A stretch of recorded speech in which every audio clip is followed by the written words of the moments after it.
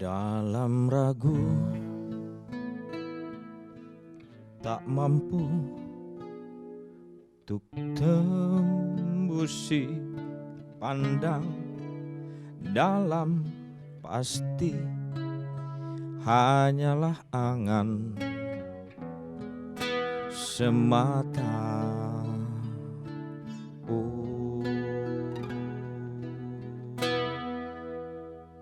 Sesal ungkapku tak pasti, ego tinggal kesal. Entah di mana kau kini tak pasti, kini hadirmu dalam harapan. Pastiku hanya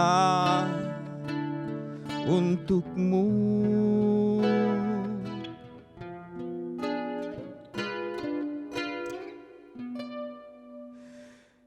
Di persimpangan kejujuran, menangis bersama cintanya. Di persimpangan ketulusan telah sirna, terbang bersama angan. Di persimpangan kejujuran, menangis bersama cintanya.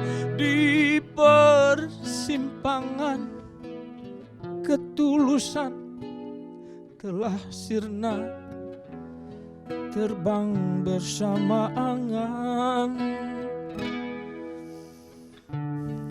Dia selalu ada, namun aku selalu menjauh. Maafkan aku, maafkan aku.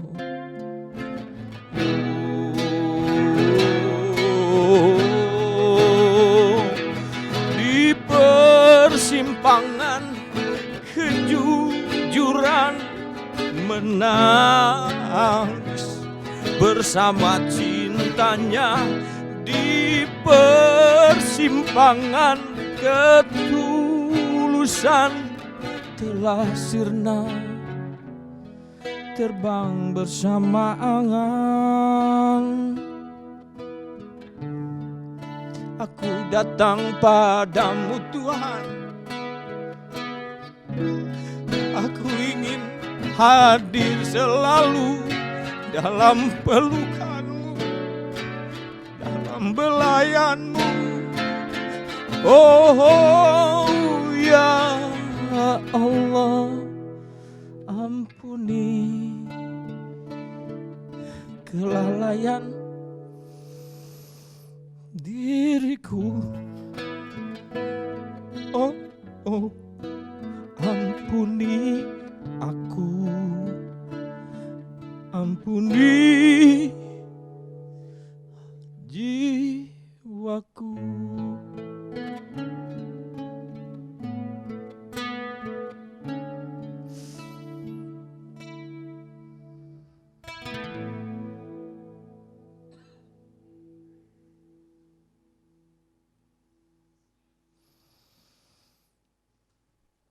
Bismillahirrahmanirrahim. Assalamualaikum warahmatullahi wabarakatuh.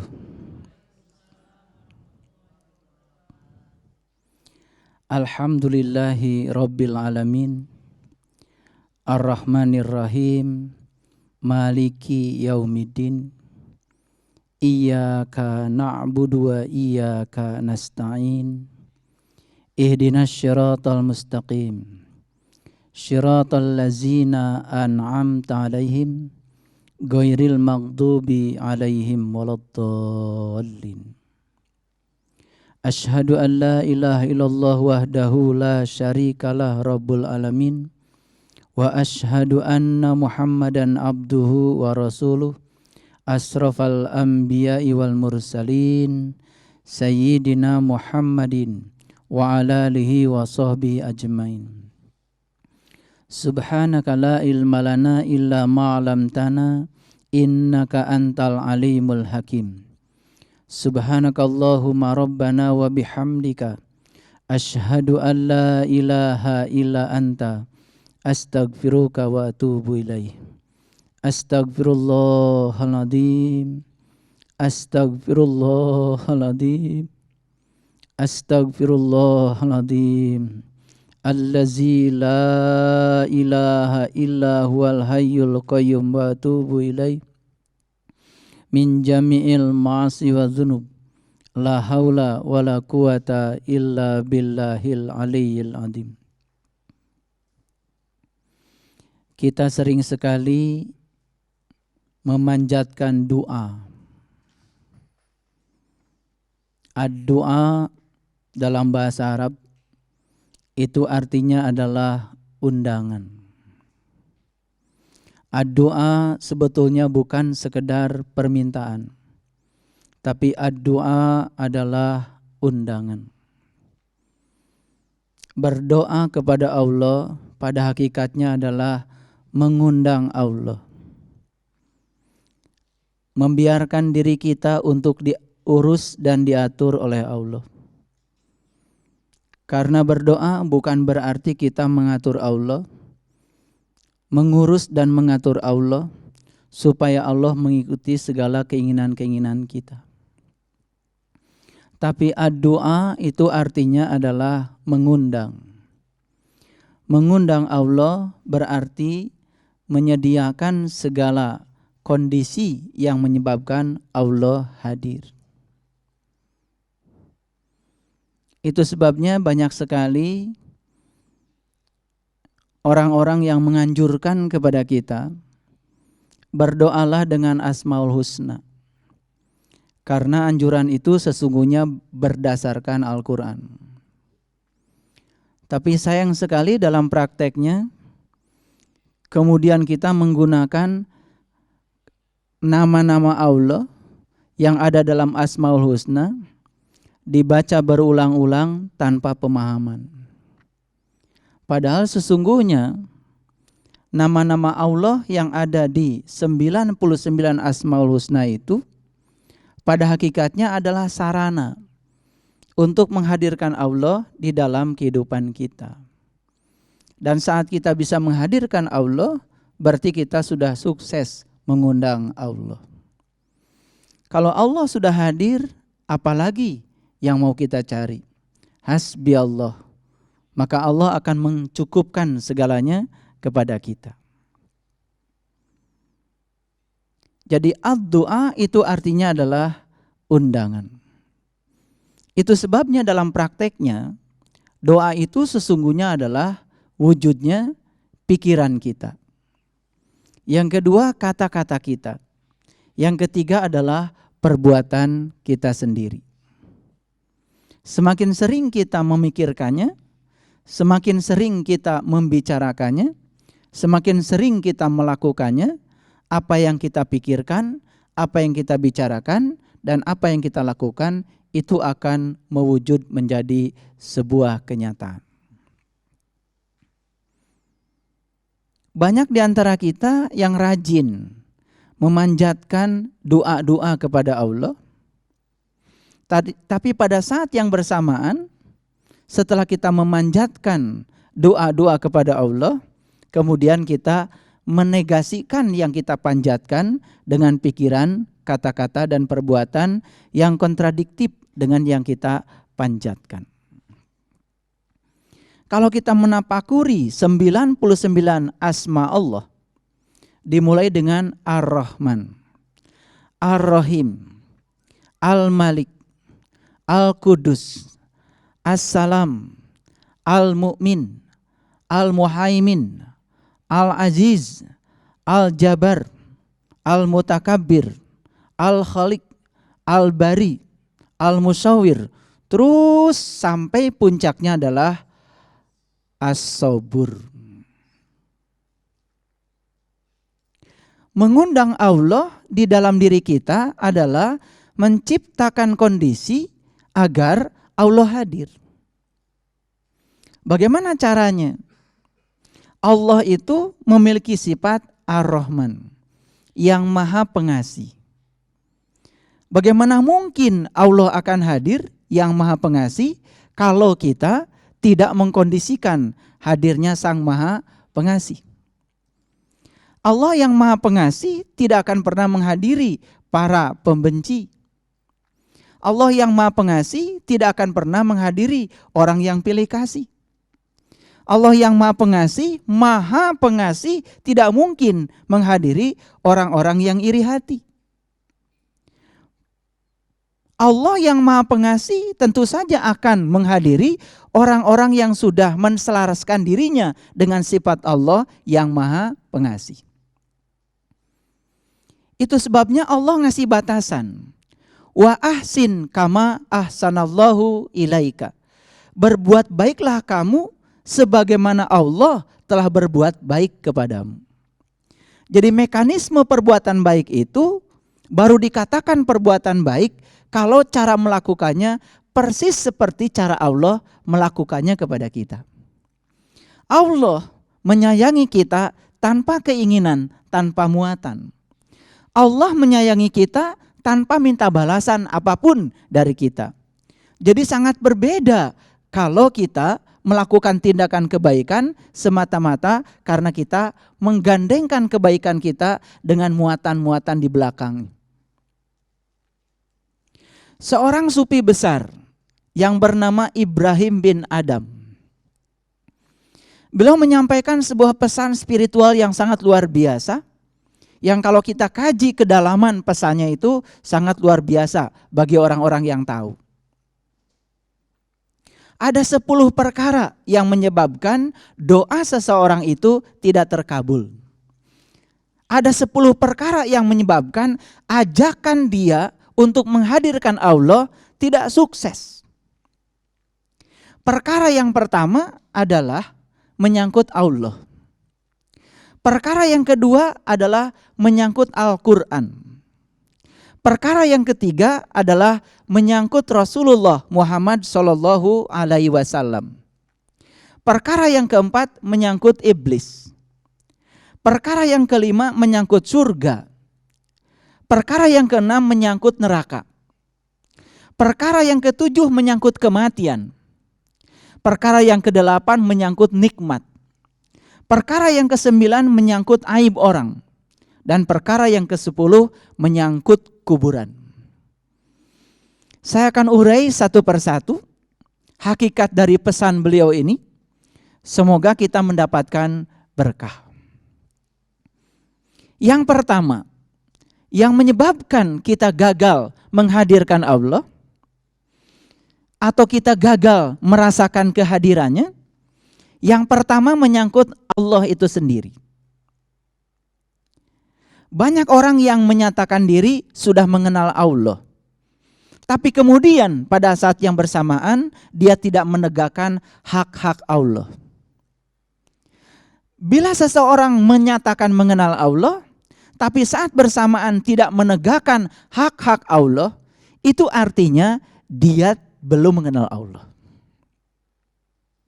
Itu sebabnya kunci awal untuk menghadirkan Allah, agar Allah mudah diundang oleh kita, dan Allah hadir memenuhi undangan kita, menjadi tamu kita, dan kita juga menjadi tamunya Allah.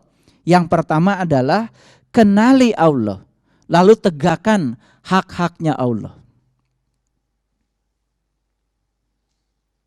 Banyak di antara kita yang menyebut Allah, kalau ditanya juga katanya sudah menyembah Allah, tapi tidak kenal dengan Allah yang dia sembah. Jangan-jangan Allah yang dia sembah bukan Allah yang menciptakan dia, tapi Allah yang diciptakan oleh dia berdasarkan persepsi dia sendiri. Sejak lama kita diajarkan, katanya Allah itu maha pengasih, Katanya Allah itu maha penyayang. Yang namanya maha itu pasti tak terbatas. Tapi pada saat yang bersamaan kita pun sering merendahkan Allah. Dengan menyatakan Allah itu tukang menghukum kalau kita tidak baik padanya. Allah itu tukang memberi kalau kita baik padanya.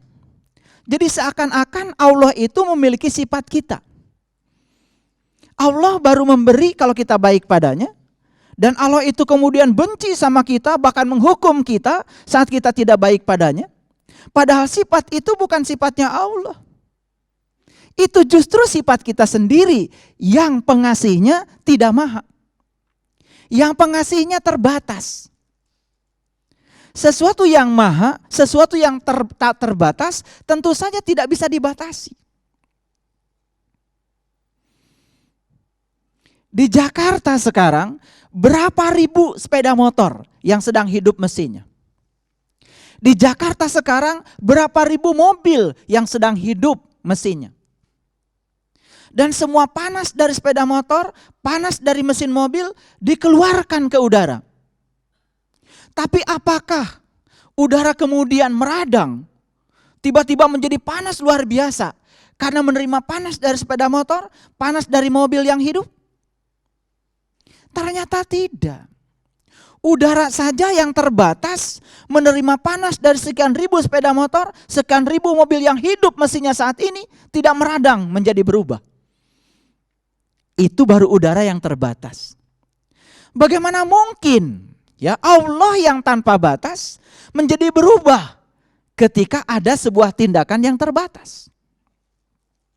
Bagaimana mungkin yang Allah yang maha pengasih tiba-tiba dia berubah? Cuman karena kita melakukan tindakan tidak sesuai dengan keinginan dia.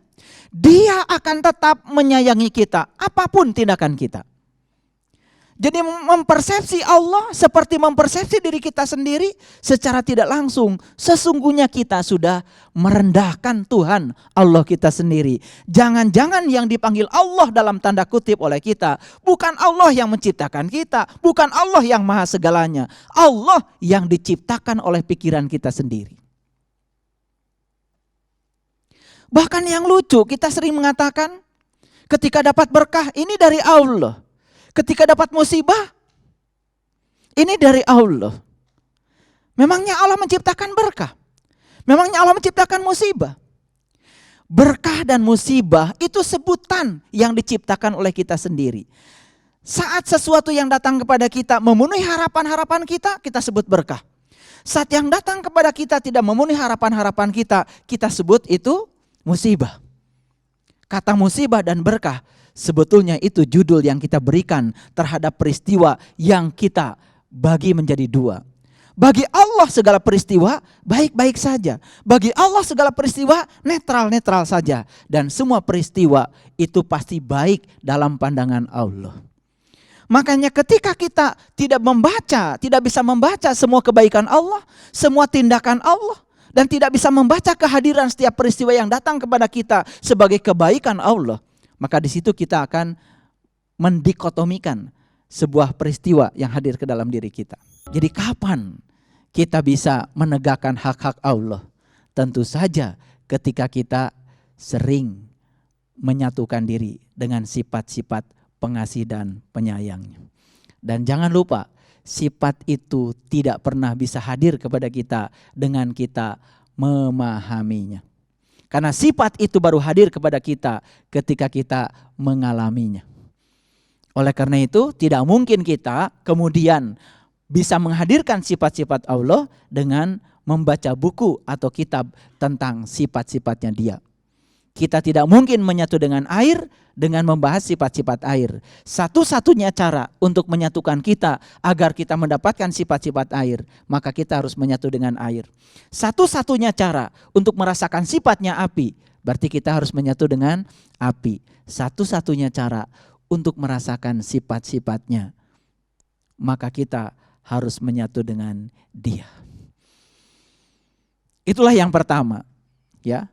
Undangan seseorang kepada Allah tidak akan terlaksana apabila dia tidak mengkondisikan dirinya sebagaimana sifat-sifat Allah. Allah yang Maha Penyabar. Maka Allah untuk hadir pada diri kita, Allah hadirkan dulu pertama kepada kita utusan Allah. Siapa utusan Allah? Yang tentu saja orang-orang yang tidak sabar. Ketika orang yang tidak sabar dihadirkan kepada kita, tujuan Allah satu. Untuk meluaskan dan menumbuhkan kembali kesabaran kita. Saat kita tumbuh kesabarannya, maka Allah menjadi sangat mudah. Karena Allah juga rindu sebetulnya dengan kita. Cuman kita dengan Allah dipisahkan oleh kita sendiri. Dipisahkan oleh sifat-sifat yang sangat menjauhkan kita dari Allah. Jadi harus kita baca. Kalau ada orang yang dihadirkan Allah untuk membenci kita, bukan berarti Allah sedang mengutus kita untuk menanamkan kebencian kepada kita. Harus dibaca oleh kita bahwa orang yang membenci kita dihadirkan Allah, tujuannya apa? Supaya sifat Rahman dan Rahim kita tumbuh lagi. Karena dengan cara menghadirkan orang yang semacam itu, kita akan ditumbuhkan. Tapi apa yang terjadi? Kebanyakan yang tidak sadar, saat dihadirkan orang-orang yang membenci kita, malah kita membenci dia. Nah itulah yang gagal kita.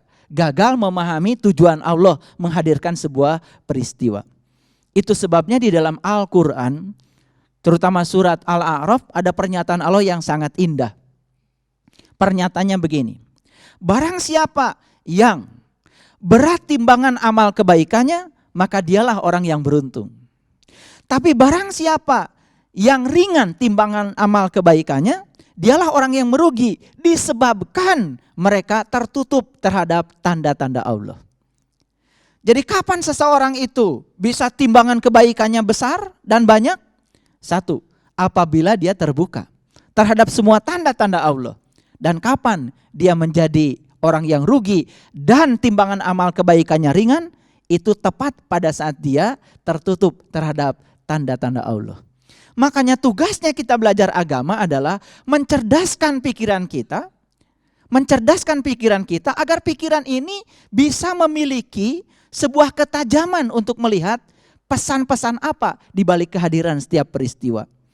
Makanya jangan salah kalau kemudian banyak orang yang sering menyebut-nyebut kata Allah, tetapi dia tidak memahami dan mengenal kepada Allah, lalu kemudian dalam perjalanannya dia pun tidak menegakkan hak-hak Allah.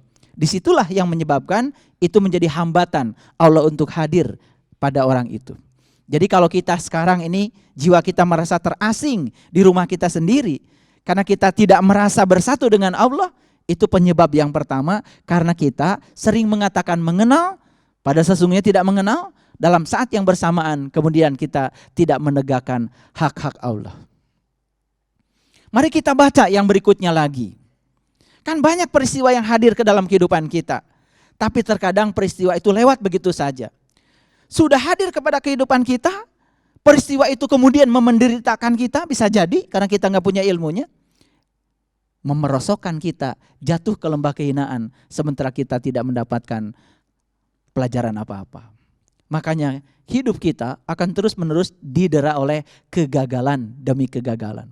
Makanya ada kata gagal, ada kata berhasil. Kapan kita mengatakan sesuatu berhasil? Ketika sesuatu yang datang kepada kita cocok dengan keinginan kita. Kapan kita mengatakan gagal? Ketika yang datang kepada kita tidak cocok dengan keinginan kita. Padahal sesungguhnya tidak ada keberhasilan, tidak ada kegagalan bagi Allah. Kenapa? Ketika kita mendapatkan sesuatu yang disebut keberhasilan, di situ ada pesan Allah. Ketika kita mendapatkan sesuatu yang disebut kegagalan, di situ juga ada pesan Allah. Tugas kita sesungguhnya bukan menilai ini keberhasilan, ini kegagalan, tetapi membaca di balik dua peristiwa itu pesan apa. Bahkan kegagalan, bagi orang yang bisa membaca pesan di balik kegagalan, sesungguhnya itu pun adalah keberhasilan. Jadi kuncinya adalah bagaimana ketajaman kita. Itu sebabnya agama bertugas untuk mengajarkan pikiran, agar pikiran selalu selaras dengan jiwa kita. Itu yang pertama. Tentu saja proses mengenal kepada Allah dimensinya sangat luas. Dan yang luar biasa dari Allah yang tanpa batas, Allah juga mengenalkan dirinya tanpa batas. Hebatnya Allah, cara beliau mengenalkan diri pada setiap hambanya itu cocok sesuai dengan kadar hambanya saat itu. Jadi Allah tidak pernah memaksakan dirinya untuk ingin dikenal sepenuhnya, seutuhnya, tidak. Mereka yang tahap berpikirnya seperti ini, tingkat kedewasaannya sampai di sini, cara berpikirnya sampai di sini, Allah mengenalkan dia sampai sekadarnya dia. Tetapi ketika seseorang sudah naik tingkatannya, cara berpikirnya sudah naik lagi, kedewasaan berpikirnya sudah naik lagi, keluasan jiwanya sudah naik lagi, Allah juga mengenalkan dirinya di dimensinya dia. Jadi kalau ada penduduk bumi sekarang 7 miliar dengan cara berpikir yang berbeda, dengan kadar yang berbeda, Allah mengenalkan diri tanpa batas. Jadi kalau ada orang yang mengatakan saya sudah mengenal Allah, berarti dia sedang berbicara sebuah titik. Seakan-akan pengenalan pada Allah dapat dibatasi oleh titik yang dia persepsikan. Padahal proses pengenalan kepada Allah dimensinya tanpa batas. Karena dimensinya tanpa batas, berarti kita tidak boleh dong satu dengan yang lain saling membandingkan. Jangan bandingkan kita dengan siapapun, jadilah diri kita sendiri. Jadi kalau belajar spiritual, kemudian kita punya guru, lalu kita banding-bandingkan, kok saya dikasih ini sama guru, kok orang lain dikasihnya itu, kok saya dikasihnya doa ini, kok orang lain dikasihnya doa itu. Mulai nggak benar itu belajar spiritual. Padahal spiritual itu sifatnya individual. Apa yang diajarkan guru padamu, ya sudah, itu bagianmu. Yang diajarkan guru kepada yang lain, ya sudah, itu juga bagian yang lain. Jangan dibandingkan.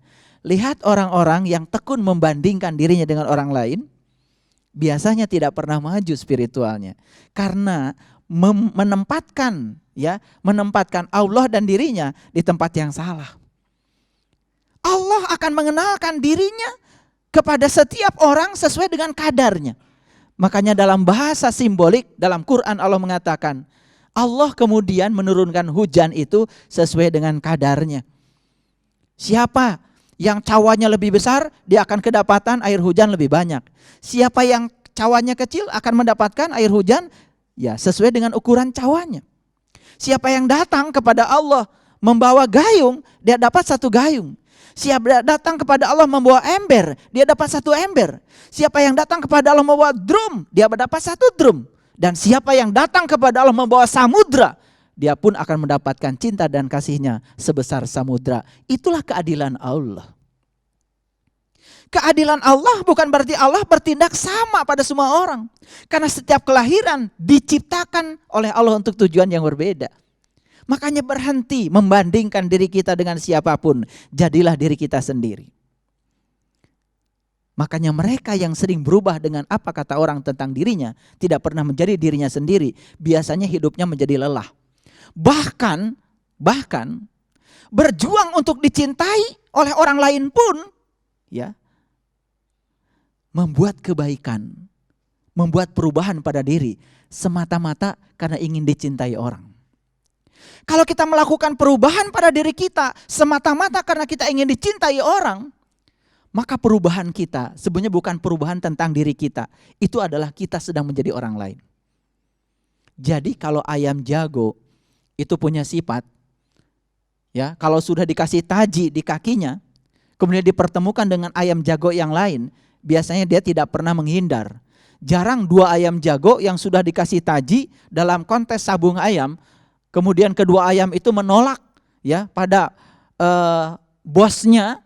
Lalu dia mengatakan saya tidak mau bertarung. Jarang.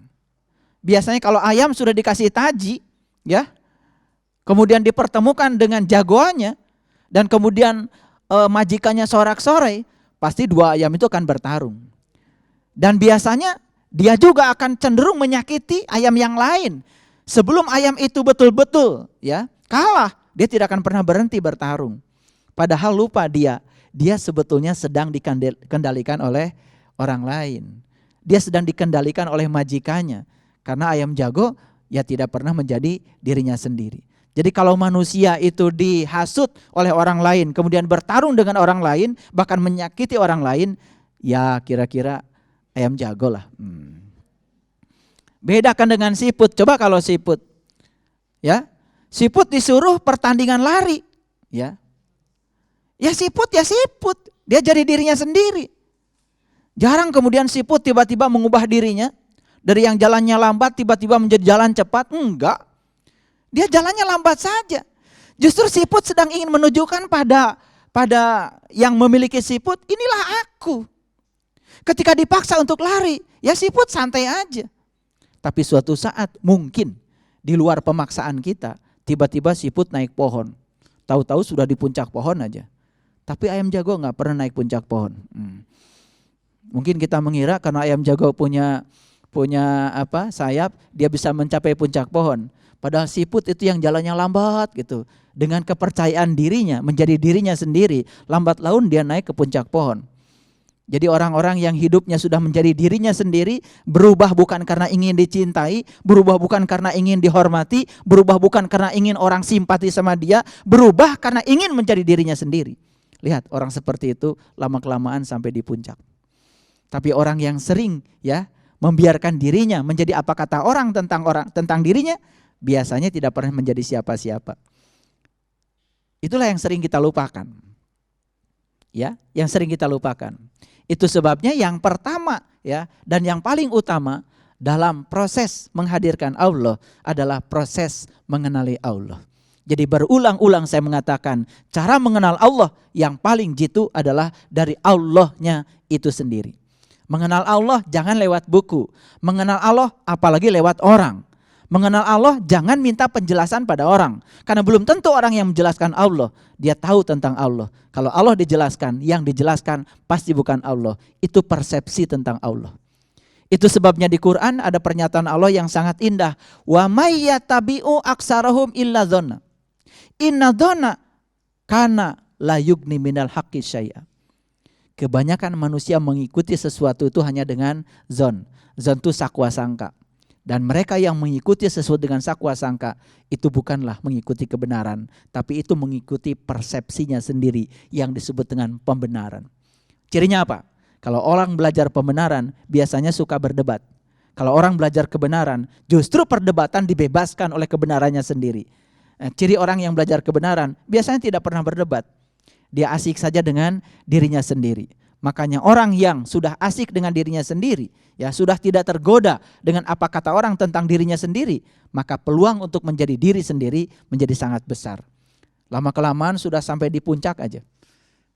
Jalan walaupun pelan tapi pasti. Itu yang pertama. Jadi hambatan utama menghadirkan Allah itu karena yang pertama kita tidak mengenal Dia. Akibatnya kita pun tidak menegakkan hak-haknya. Padahal kalau kita menyadari tujuan utama kita dicipta oleh Allah untuk Allah. Kalau tujuan kita dicipta oleh Allah untuk Allah, maka tugasnya kita kan menyerahkan diri seutuhnya pada Allah. Biarkan diri kita dipakai oleh Allah untuk tujuan Allah, bukan menggunakan Allah untuk tujuan-tujuan kita. Di situ banyak yang salah.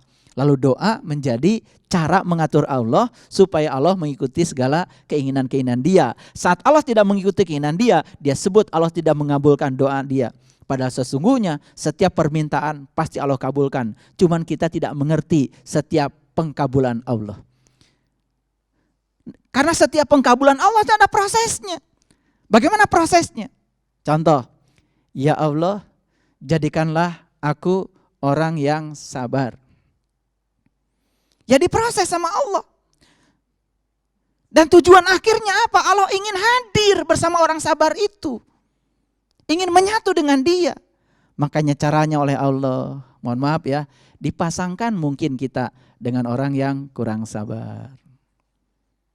Dipasangkan dengan tetangga yang kurang sabar. Dipasangkan dengan teman bekerja yang kurang sabar. Ditakdirkan juga punya anak-anak yang kurang sabar. Begitu dibaca, ya Allah, ternyata kehadiran mereka semua adalah cara Engkau mengabulkan doaku. Karena suatu saat aku akan menjadi orang yang sabar. Setelah aku menjadi orang yang sabar, sesabar Engkau, maka Engkau menjadi hadir. Itu kuncinya doa. Makanya kalau sudah sampai di titik itu, yang terakhir kan doa cuma satu, hasbi Allah. Cukuplah Engkau. Agak panjang sedikit, hasbunallah wa ni'mal wakil, ni'mal maula wa ni'man nasir.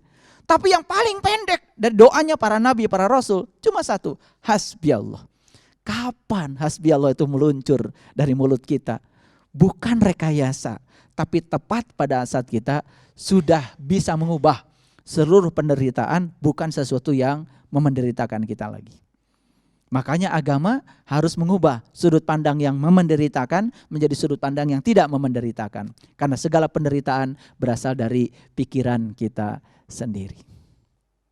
Jadi kita lupa ya selama ini dikiranya penderitaan itu di luar. Padahal penderitaan itu adanya di sudut pandang pikiran kita. Makanya saat kita berhasil mengubah sudut pandang pikiran kita dari pikiran yang memenderitakan menjadi pikiran yang mendamaikan, yang menenteramkan, karena kita sudah bisa memahami, sudah bisa menerima, maka ujungnya kita juga akan rela berkorban. Itulah cinta kepada Allah. Yang kedua kata Ibrahim bin Adam, dia sering membaca Al-Quran, tetapi dia tidak mengerti apa-apa dari bacaannya. Mari kita lihat kembali posisi Al-Quran. Al-Quran itu hudan. Al-Quran itu petunjuk. Kalau dia petunjuk berarti fungsinya Al-Quran untuk menunjukkan. Menunjukkan apa? Ya menunjukkan rahasianya Allah.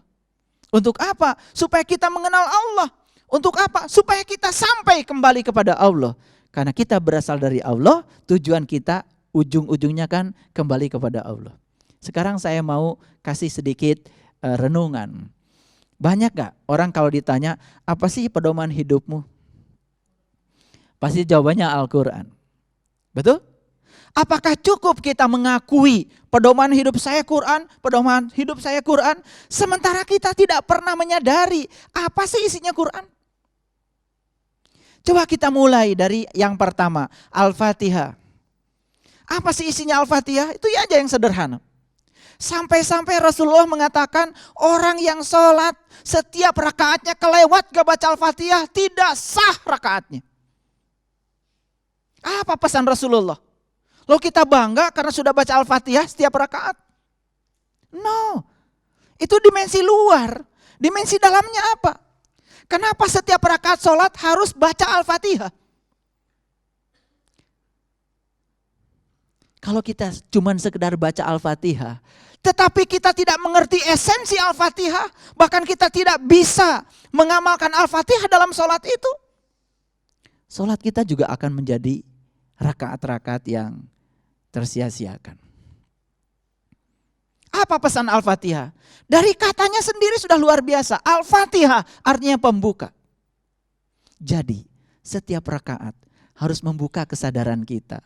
Setiap rakaat harus membuka rahasia Allah yang ada dalam diri kita. Setiap rakaat harus meningkatkan kesadaran kita. Setiap rakaat harus meninggikan kesadaran kita. Harusnya kan begitu. Tapi coba kita baca Quran, surat Al-Fatihah setiap rakaat. Bahkan cepat-cepat bacanya. Tidak pernah menyadari esensinya. Makanya Al-Fatihah itu luar biasa bagi yang tahu. Tapi bagi yang tidak tahu Al-Fatihah ya biasa saja. Makanya di Al-Fatihah itu manusia cuma dibagi menjadi 3. Yang pertama yang dapat nikmat, yang kedua yang dimurkai, yang ketiga yang tidak tahu jalan. Yang tidak jauh jalan akibatnya jadi tersesat. Siapa yang dapat nikmat? Yang dapat nikmat cuma 4 menurut Al-Fatihah. Yang pertama para solihin, yang kedua para syuhada, yang ketiga para siddiqin, yang keempat para nabi. Siapa yang dimurkai?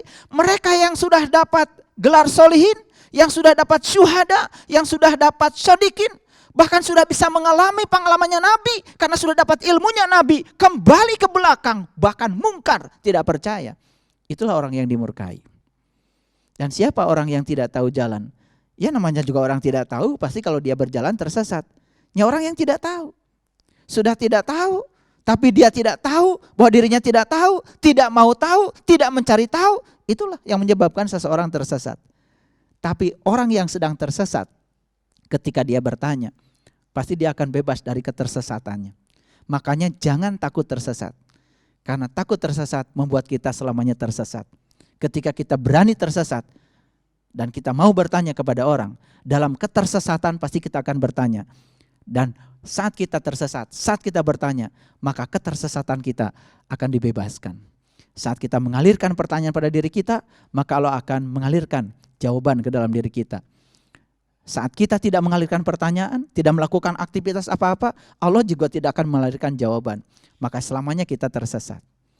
Cuma 3, yang dapat nikmat, yang dimurkai, yang tersesat. Kita mau masuk yang mana? Tentu saja kita ingin yang dapat nikmat, tapi siapa yang dapat nikmat? Para solihin, para syuhada, para siddiqin, dan para nabi. Pertanyaannya, siapa solihin? Siapa syuhada? Siapa siddiqin? Siapa nabi? Jangan puas ketika mendengar orang menjelaskan tentang istilah-istilah itu. Jangan-jangan yang dijelaskan orang berbeda dengan bahasanya Allah dalam Al-Quran. Karena itu bahasanya Rabb, bahasa Tuhan, bukan bahasa kamus. Ada orang yang mengatakan dirinya mungkin merasa sudah soleh. Siapa yang ngasih gelar Anda solehin? Karena solehin itu gelar dari Allah buat orang yang sudah mengerjakan amal soleh. Pertanyaannya, sudahkah tahu amal soleh itu apa? Pernahkah kita bertanya sama Quran, Quran apa sih amal soleh? Jangan-jangan setiap perbuatan baik yang kita lakukan, kita sebut amal soleh. Padahal amal soleh dalam bahasa Quran spesifik. Dalam Quran surat Al-Kahfi ayat 110 Allah menyatakan, barang siapa yang ingin jumpa dengan Tuhannya, lakukan amal soleh. Berarti amal soleh itu adalah cara yang bisa mengantarkan kita kepada Tuhan. Itu sebabnya dalam Quran surat Al-Ahzab, Allah ngasih batasan tentang sunnah Rasul. Batasannya apa?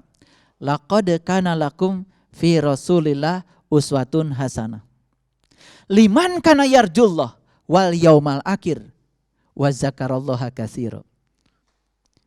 Laqad kana lakum fi Rasulillah, sesungguhnya bagi kalian sekalian, bagi kalian semua, lakum. Siapa lakum itu?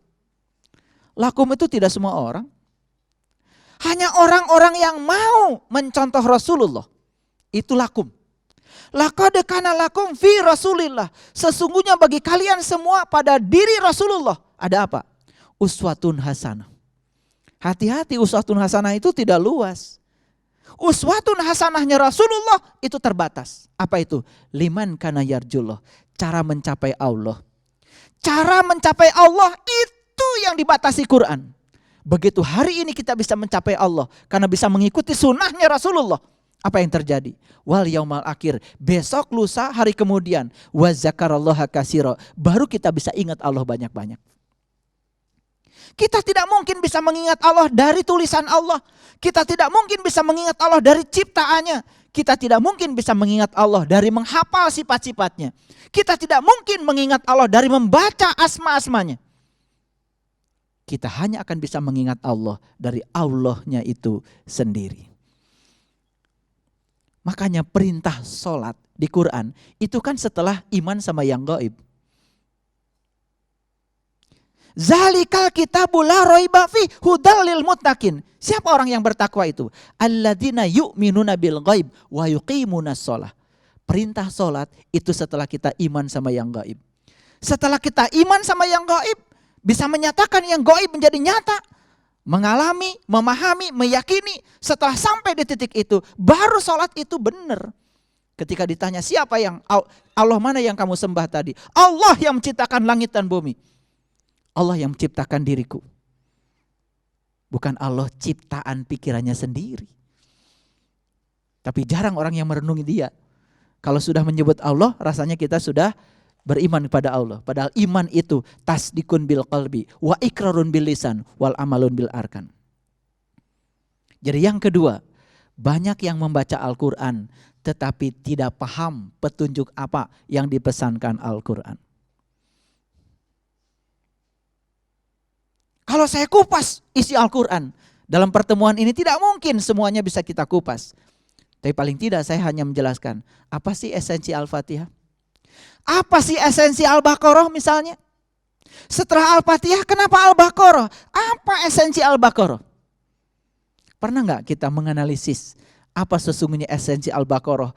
286 ayat Al-Baqarah yang dimulai dengan alif lam mim itu. Jangan-jangan begitu baca alif lam mim juga itu nggak ngerti. Padahal penjelasan tentang alif lam mim ada di ayat berikutnya. Zalikal kitab. Itu kitab. Jadi alif lam mim itu ya itu kitab. Tapi itu juga tidak bisa dijelaskan. Karena itu hanya bisa dialami oleh siapa? Oleh orang-orang yang bertakwa. Siapa orang yang bertakwa? Dijelaskan oleh Quran. Yang mengambil janji, yang diangkat gunungnya, yang ditunjukkan sesuatu di gunungnya, dan mengingat apa yang ditunjukkan. La'allakum tattaqun. Wa id akhadna mitsaqakum wa rafa'na fawqakum tur khudhu ma atainakum biquwatin wazkuru ma fihi la'allakum tattaqun. Metode untuk mencapai takwa ternyata ada 4. Yang pertama mengambil janji, yang kedua diangkat gunungnya, yang ketiga ditunjukkan sesuatu di gunungnya, yang keempat mengingat yang ditunjukkan, baru takwa. Jadi kalau kita tidak mengalami prosesi itu, bullshit, omong kosong, mengatakan diri sebagai orang yang bertakwa. Mengaku saja tidak cukup. Mengaku itu yang paling mudah, tapi yang paling sulit apa di aku? Jangan-jangan kita mengatakan sudah menyembah Allah, tapi Allah tidak merasa disembah oleh kita. Karena sepanjang kita menyembah Dia, justru yang kita sembah adalah Tuhan ciptaan kita sendiri. Bukan Tuhan yang maha. Karena kemahaannya aja kadang-kadang sering dibatasi oleh kita sendiri. Mohon maaf ya, kadang-kadang kita sering tidak percaya kan sama Tuhan. Betul enggak? Kadang-kadang sering tidak percaya, tidak yakin. Bahkan kita sering meremehkan diri kita sendiri. Wah, itu enggak mungkin bisa saya capai. Enggak mungkin saya sampai di sana. Enggak mungkin saya bisa memiliki itu. Diri kita sendiri diremehkan oleh kita, padahal Allah bersama kita, lebih dekat kepada kita daripada urat nadi leher kita. Saat kita meremehkan diri kita, siapa yang sedang diremehkan? Allah. Sesungguhnya Allah mau ngasih banyak sama kita, tapi Allah dibatasi oleh pikiran kita sendiri. Lalu kita memanjatkan banyak doa, tapi tidak mengubah pikiran kita. Memanjatkan banyak doa, tapi tidak mengubah kata-kata kita. Memanjatkan banyak doa, tapi tidak mengubah perilaku kita. Padahal doa yang sebenarnya adalah pikiran, kata-kata dan perbuatan. Apa yang kau pikirkan, itu yang akan jadi. Karena pikiran tidak pernah berhenti. Orang yang memikirkan keburukan, pasti yang akan terjadi pada dirinya. Keburukan demi keburukan. Berapa banyak pun doa-doa mustajab yang dia ungkapkan, tidak akan pernah terjadi dalam kehidupan. Yang terjadi adalah yang dia pikirkan terus menerus. Makanya banyak orang yang sering membicarakan yang tidak suka dalam hidup. Saat bersamaan dia kemudian meminta kepada Allah dihindarkan dari yang tidak dia suka. Doanya cuma sekali tentang yang dia tidak suka. Ya Allah, hindarkan saya dari bencana ini. Satu kali dia ngomong gitu habis sholat. Tapi dia menceritakan yang tidak suka berulang-ulang kepada banyak orang. Mana yang akan terjadi? Yang akan terjadi yang diucapkan berulang-ulang. Lalu kita mengatakan Allah tidak mengabulkan doa kita. Padahal sesungguhnya Allah tuh mau mengabulkan doa kita. Tapi saat Allah mau bertindak, Allah dihalang-halangi oleh pikiran, kata-kata dan perbuatan kita sendiri. Banyak yang tidak sadar seperti itu. Biasanya kita paling suka kan menceritakan penderitaan-penderitaan hidup kita. Kita paling suka kan biasanya menceritakan kontradiksi dalam hidup kita. Saat kita sedang ditimpa kemalangan, biasanya kita berbagi kemalangan pada semua orang.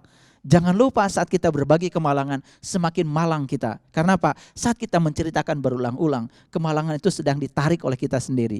Itu namanya the law of spiritual attraction. Namanya hukum tarik-menarik spiritual. Siapa yang menarik? Mana magnetnya? Magnetnya adalah pikiran kita. Magnetnya adalah kata-kata kita. Magnetnya adalah perbuatan kita. Itu menjadi magnet besar yang menarik semuanya. Maka apapun yang kau alami saat ini dalam hidupmu, engkau sendiri yang menariknya. Allah sang Rabb al-Alamin hanya mengabulkan apa yang kamu mau. Semua yang kau alami dalam hidupmu hari ini, itu adalah tarikanmu sendiri. Itu adalah pilihanmu sendiri. Kalau kita mengerti Al-Fatihah, mengerti Al-Baqarah, mengerti Ali Imran, mengerti An-Nisa, mengerti Al-Maidah, luar biasa. Tapi pernahkah kita membaca satu surat utuh, terintegrasi? Apa sih pesan Al-Baqarah? Kalau kita lihat Al-Baqarah di dalamnya cerita apa? Itu cerita Bani Israel. Cerita perjalanan manusia menuju Tuhan.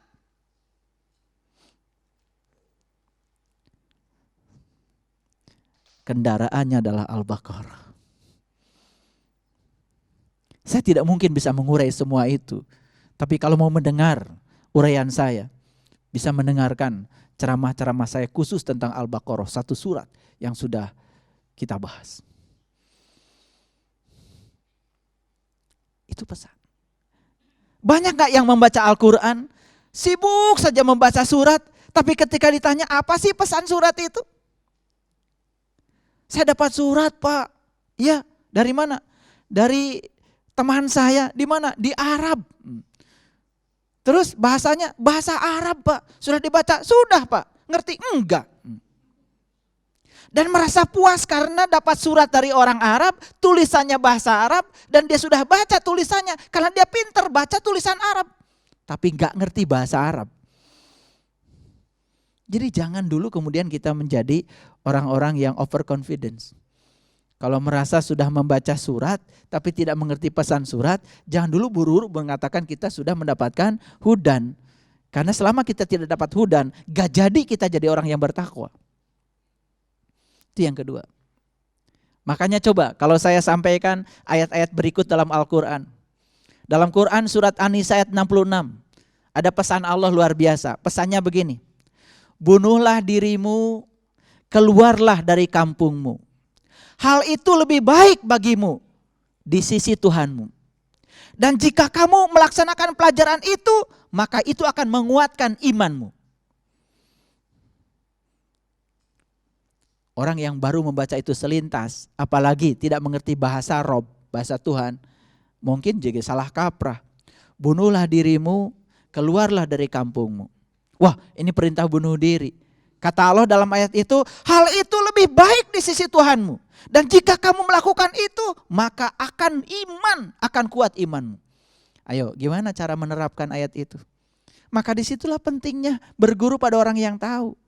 Jangan berguru pada orang yang mengira-ngira ayat itu. Nanti dikira-kira lagi, salah lagi. Bunuhlah dirimu, keluar dari kampungmu. Jadi ayat itu perintah buat orang yang masih tinggal di kampung. Yang udah di kota, ya tinggal ditambah aja lampunya. Lalu di ayat lain ada kata-kata begini. Ya. Kamu mengira mereka itu bangun, padahal mereka tidur. Kami bolak-balikan mereka ke kanan dan ke kiri, sedang kedua lengan anjing mengunjur di muka pintu gua.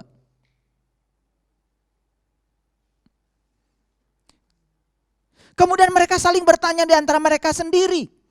Sudah berapa lamakah kamu berada di sini? Sehari atau setengah hari?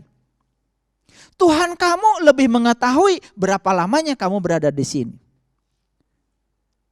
Pergilah kamu ke kota dengan membawa uang perakmu. Dan lihatlah di sana makanan yang lebih baik. Ambil makanan itu sesukamu. Janganlah kamu berlaku kasar, berlaku lemah lembutlah kamu. Dan jangan sekali-kali kamu menceritakan halmu pada seorang jua pun. Gimana mengamalkannya? Dan Rasul datang kepada Bani Israel. Kemudian Rasul berkata, hai Bani Israel, aku akan menyampaikan mujizat yang Tuhan sampaikan kepadaku. Dan aku akan bentuk kamu yang berasal dari tanah menjadi burung. Dan aku akan meniupnya. Dan nanti kamu akan bisa terbang menjadi burung dengan seizin Allah. Dan tepat saat itu kamu akan dibebaskan dari 3 penyakit. Penyakit buta mata kalbu, penyakit kulit, dan penyakit kematian jiwamu. Quran surat Ali Imran ayat 49. Bagaimana mengamalkan ayat itu? Kok Rasul datang kepada Bani Israel? Yang mau diajarkan apa? Mujizat dari Tuhan agar Bani Israel itu yang terbuat dari tanah dibentuk menjadi burung. Siapa yang dibuat dari tanah? Bukankah kita manusia? Bagaimana tubuh ini dibentuk menjadi burung? Bagaimana bisa terbang? Apa yang terbang? Tubuh mana yang terbang? Kalau enggak ada guru, pusing baca ayat itu. Saya tidak mungkin menyampaikan Quran 30 juz, tapi saya akan menyampaikan clue-cluenya saja.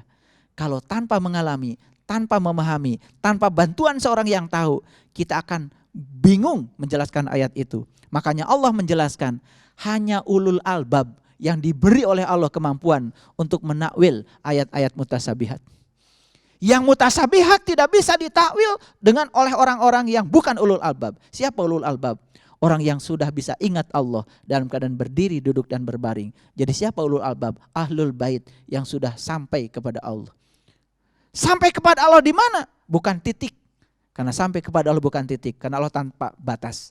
Makanya jangan sombong lalu mengatakan saya sudah sampai pada Allah. Karena kata sampai berarti membatasi Allah. Allah yang tak terbatas tidak mungkin dikenali dengan cara yang terbatas.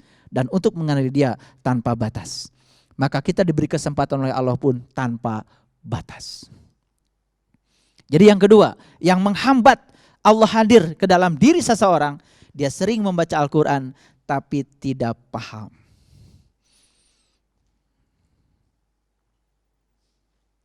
Di Quran ada kata-kata innalladzina amanu walladzina hadu wan nasyara wassabiin man amana billah wa bil yaumil akhir falahum ajruhum inda rabbihim wala khaufun alaihim walahum yahzanun. Sesungguhnya orang yang beriman, innalladzina amanu walladzina hadu, dan orang-orang yang mendapatkan petunjuk, wan nasara, dan orang-orang yang dapat pertolongan Allah. Nih kalau diterjemahkannya salah, itu jadi salah. Hadu, nasoro diterjemahkan salah. Jadi keliru pemahaman kita. Hadu itu orang yang dapat petunjuk. Nasoro orang yang dapat pertolongan. Siapa saja, itu masih kelompoknya orang beriman. Siapa saja di antara mereka yang benar-benar amal solehnya. Apa kata Allah? Falahum ajruhum inda rabbihim. Bagi dia ada ajrun. Ajrun, ajrun, ajrun. Itu bukan pahala. Ajrun itu artinya zat Allah. Jadi mereka yang sudah mencapai itu, yang sudah terbuka mata kalbunya, dapat petunjuk, dapat pertolongan dari Allah, akan sampai kepada Allah. Begitu sampai pada Allah, dia tidak bisa menjelaskan Allah lagi. Lidahnya keluh, tidak bisa berbicara, karena kata-kata tidak akan cukup.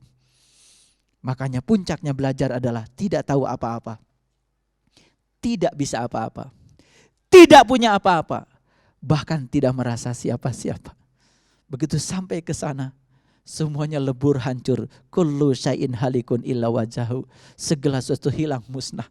Yang ada cuman Dia, wajahnya yang maha agung. Begitu sampai di situ, sudah.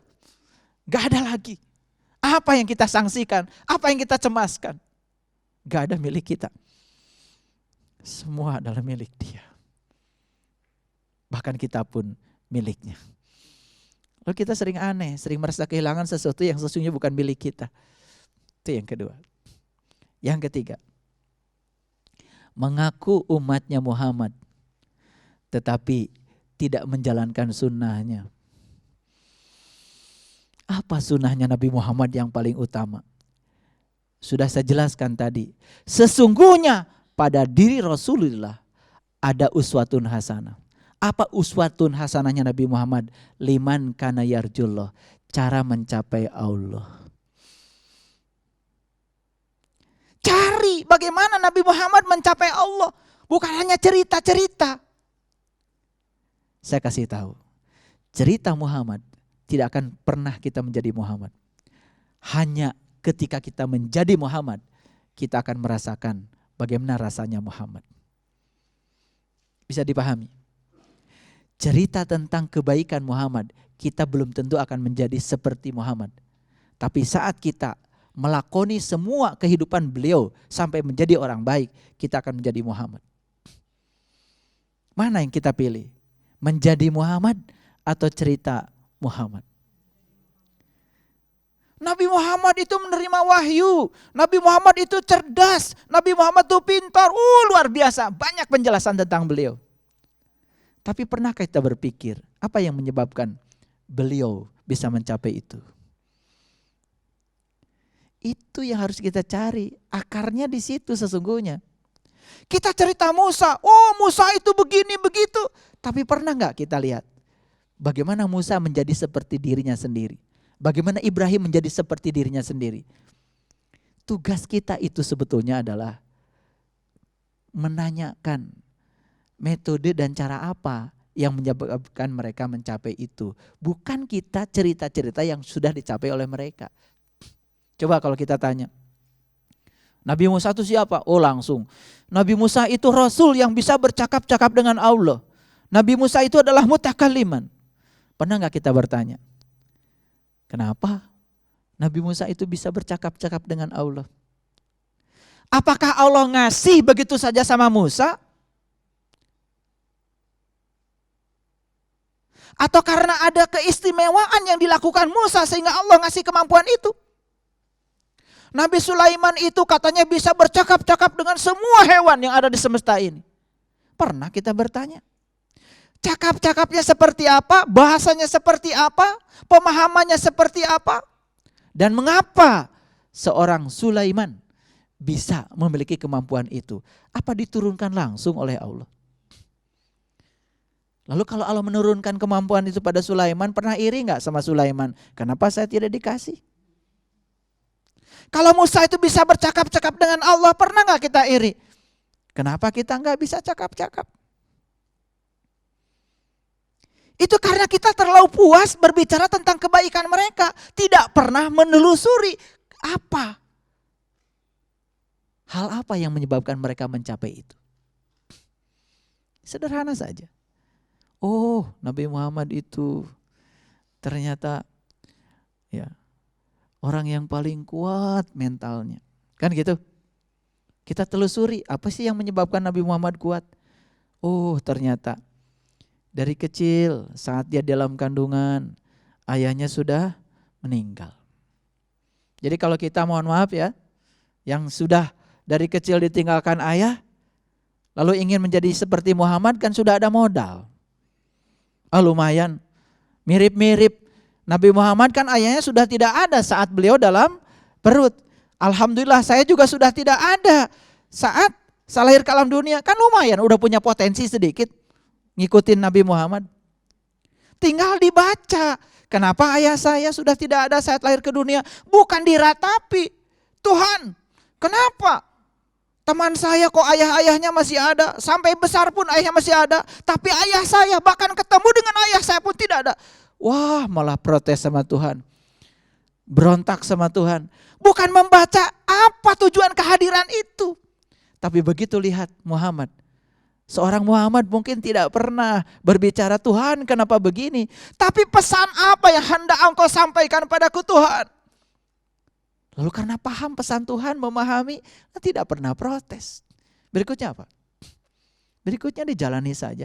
Karena satu-satunya cara untuk menghadapi kehidupan yang paling jitu adalah menjalaninya.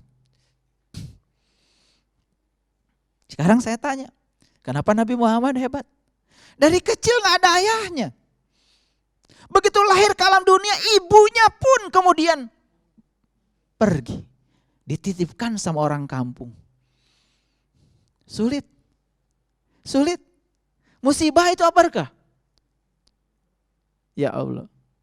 Itulah cara Allah menguatkan Muhammad. Setelah cukup kuat lalu diberi tugas yang luar biasa oleh Allah. Kenapa beliau dikasih tugas yang berat? Disiapkan dari sejak awal. Jadi kalian harus percaya deh. Kalau Allah ngasih sesuatu sama kita, pasti Allah ngasih fasilitas dan membantu kita untuk menyiapkan melewati sama saya. Kalau Allah ngasih sesuatu yang berat, sesulit apapun pada kita, percaya deh sama saya. Allah itu sudah menyiapkan fasilitasnya. Bahkan kita disiapkan oleh Allah untuk menyongsong itu. Karena apa? Aku tidak akan membiarkan kamu melewati itu tanpa diriku. Cuman kita sering tidak merasa Allah hadir. Karena gak ngerti, buta semuanya. Gak bisa lihat. Lalu ketika besar, terus mengalami ujian dan ujian sampai umur 40 tahun. Ujian tidak berhenti. Bahkan harus mengasingkan diri di Gua Hira selama 15 tahun. Bahkan dikejar-kejar oleh orang kafir Quraisy. Seakan-akan kita cuma bisa cerita aja.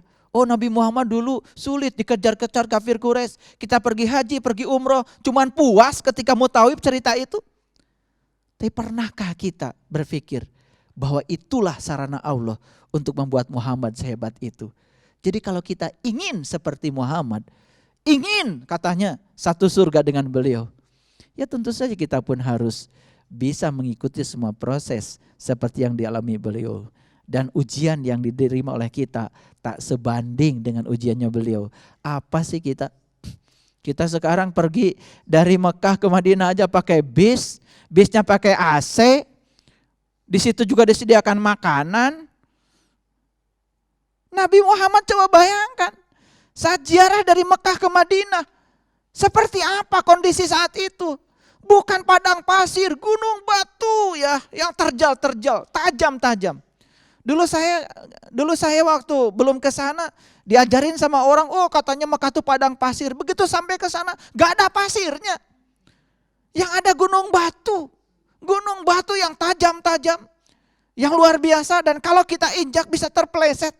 Seperti itu medannya. Saya membayangkan bagaimana Muhammad dulu. Seperti itu perjuangan beliau. Kita ingin menjadi seperti dia atau kita terus-menerus puas cerita tentang dia? Makanya lihat Quran. Apa sih yang menyebabkan Nabi Muhammad sampai kepada Allah? Apa? Cerita Nabi Muhammad itu dulu sabar. Emang kita cerita sabarnya Muhammad jadi orang sabar? Tidak. Berapa banyak ya orang dihadirkan Tuhan untuk membuat dia menjadi sabar. Orang-orang yang tidak sabar, orang yang pemarah, yang pendendam, dihadirkan kepada beliau. Lewat mereka. Kemudian Nabi Muhammad dibentuk menjadi seperti itu. Muhammad tidak pernah protes. Kenapa dihadirkan kafir Quraisy? Kenapa engkau hadirkan orang-orang yang jahat padaku Tuhan? Tidak pernah begitu. Tuhan ajarkan kepadaku. Pesan apa yang hendak engkau sampaikan lewat orang-orang seperti itu. Dan mereka telah menjadi guru-gurunya Nabi Muhammad yang luar biasa. Dan Muhammad menjadi hebat. Setelah hebat lalu dititipkan Quran yang 30 juz. Setelah hebat dititipkan amanah Allah yang luar biasa. Dalam sekejap 23 tahun bisa mengubah semesta ini. Pernah kita berpikir, bagaimana 30 juz itu diterima? Mungkin kita hanya percaya sama orang-orang yang omong kosong. Seakan-akan Allah itu ya bicara gitu. Kalau Allah bicara berarti Allah punya mulut. Bukan Allah lagi. Bagaimana mekanisme Nabi Muhammad menerima wahyu? Saya lebih sepakat dengan orang-orang bijak yang mengatakan wahyu adalah getaran-getaran ilahi. Yes. Bagaimana cara Nabi Muhammad menerima wahyu? Ya tentu saja beliau menselaraskan diri dengan frekuensinya Allah. Saat frekuensinya sama, terjadi proses resonansi. Sama seperti radio kita. Ketika radio kita di rumah, di tune in, frekuensinya disamakan dengan transmitter, dengan pemancar. Maka semua siaran yang di sana kan bisa kita terima. Jazz di sana, jazz di sini, dangdut di sana, dangdut di sini, tidak jazz di sana, di sini dangdut. Tidak pernah menyimpang. Semua terkuantisasi frekuensinya. Proses resonansi itulah yang menyebabkan pesan yang digandengkan dalam frekuensi itu tersampaikan. Makanya ada istilah FM, frekuensi modulasi. AM, amplitudo modulasi. Yang dimodulasi frekuensi dan amplitudo. Tapi intinya saat dimodulasi, berarti dalam gelombang itu ada pesan yang disampaikan. Sekarang saya tanya, apakah Allah sekarang tidak siaran? Allah siaran setiap saat, la ta'khudhuhu sinnatu wala naum. Cuman kita nggak dengar siarannya. Kenapa? Radio kita mati, nggak ada baterainya, nggak di-tune in. Frekuensi tidak sama dengan frekuensi Allah. Bagaimana kita bisa memahami dia?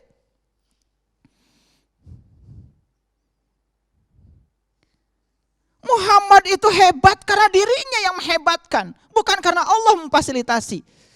Saat Muhammad ingin dihebatkan, dia memfasilitasi. Kita pun akan menjadi hebat kalau kita mau hebat, dihebatkan oleh Allah. Jadi Allah tuh gak pernah pilih kasih. Lalu tidak memilih ini dipilih jadi siapa, ini dipilih jadi siapa. Tidak. Allah itu mengatakan, Kul innama ana basyarum mislukum. Hai Muhammad, katakanlah olehmu, sesungguhnya Anda manusia biasa seperti yang lain. Itu diulang-ulang di banyak ayat di Quran. Hai Muhammad, sesungguhnya Anda manusia biasa seperti yang lain. Pesan apa dari Allah? Apa yang dicapai Muhammad bisa dicapai siapapun kalau kita mengikuti jejak dan langkahnya. Lalu Allah ngasih pesan di Quran, laqad kana lakum fi Rasulillah uswatun hasanah. Mana uswatun hasanahnya Rasul? Liman kana yarjullah, cara mencapai Allah. Begitu kita mencapai Allah, wal yaumal akhir, besok lusa hari kemudian, wa zakarallaha katsira, baru kita bisa ingat Allah banyak-banyak. Ini baru 2, baru 3. Kita mengaku mengenal Allah tetapi tidak menunaikan hak-haknya. Kita sering baca Quran tapi tidak mengerti pesan-pesannya. Tadi saya menyampaikan beberapa ayat mutasabihat, mohon maaf, mungkin bingung. Saya juga pernah mengalami kebingungan bertahun-tahun, bahkan belasan tahun. Saya belajar bahasa Arab gak ngerti. Saya belajar kamus bahasa Arab gak ngerti. Ternyata begitu diterjemahkan pakai bahasa kamus malah semakin gak ngerti. Tapi begitu kita bertemu dengan seorang guru, mengalami apa yang dialami oleh para rasul, para nabi, pengalaman itu mengantarkan kita untuk bisa memahami. Ternyata semua rahasia Quran terbuka sejelas-jelasnya. Tetapi bukan untuk diceramahkan, karena rahasia itu tidak bisa diceramahkan. Yang saya ceramahkan pun sekarang hanya kulit luar, metodenya, tapi isinya tidak mungkin saya ceramahkan. Karena semua yang saya rasakan tidak mungkin saya sampaikan dengan kata-kata, karena rasa terbebas dari kata-kata. Jadi kalau kalian ingin merasakan, ya sudah, menceburkan diri untuk merasakan. Jangan meminta saya untuk menjelaskan. Makanya di Quran dikatakan, jangan sekali-kali kamu menanyakan sesuatu yang jika diterangkan, kamu akan sulit. Itu pesan dari Quran surat Al-Maidah. Jangan sekali-kali kamu menanyakan sesuatu yang jika diterangkan, kamu akan sulit. Karena apa? Masa nanya Allah kemudian diterangkan? Nanya surga diterangkan? Nama akhirat diterangkan? Cerita alam barzah diterangkan? Cerita matahari saat itu datang menyinari orang beriman diterangkan? Kalau diterangkan tuh cerita. Kalian harus mengalaminya sendiri. Bisa? Bisa. Ada ilmunya. Itu saja. Hanya keberanian kita untuk menceburkan diri. Masa renang diterangkan? Jangan minta diterangkan cara berenang. Berenang aja. Ntar juga ngerti sendiri cara kelelapnya seperti apa rasanya. Betul gak? Berjuang untuk membebaskan diri dari kelelap seperti apa rasanya. Ntar pintar sendiri. Itu yang disebut dengan discovery learning. Pembelajaran yang belajar menemukan teorinya sendiri. Belajar menemukan konsep sendiri. Itulah qiyamuhu binafsi, itu di situ intisarinya. Itu yang ketiga. Mengaku umatnya Muhammad tetapi tidak tahu yang harus dicontoh dari Muhammad itu apanya. Kemudian yang lain-lain tentang perilaku beliau, itu kan buah dari buah kedewasaan beliau dalam beragama. Dan Nabi Muhammad tidak pernah mengajarkan kekerasan. Nabi Muhammad juga tidak pernah mengajarkan jahat kepada orang yang jahat kepada kita. Yang diajarkan beliau itu justru bagaimana baik sama orang jahat. Jadi kalau ada orang mengaku umatnya Muhammad yang jahati, saat ada orang jahat sama kita, kita jahatin dia, kan kita juga jadi sama jahatnya. Kapan kita mau beda sama mereka? Orang lain marah, kita marah juga. Orang lain kesel, kita kesel juga. Orang lain nampar, kita nampar juga. Ya Allah, ajaran Nabi Muhammad gak begitu. Ketika orang lain jahat sama kalian, baikin. Maka itulah yang membuat beliau menjadi sosok yang menarik. Pribadi yang selalu agung dalam sepanjang sejarah. Kenapa? Karena itu yang dikenang oleh kita. Betul gak? Makanya namanya sampai sekarang masih hidup. Sama, kalau kita juga namanya ingin hidup, coba lakukan sesuatu dalam hidup. Dalam fase kehidupan kita mau merankan kehidupan yang mana? Mau ngasih sumbangan peradaban yang mana? Pemikiran apa terhadap kehidupan?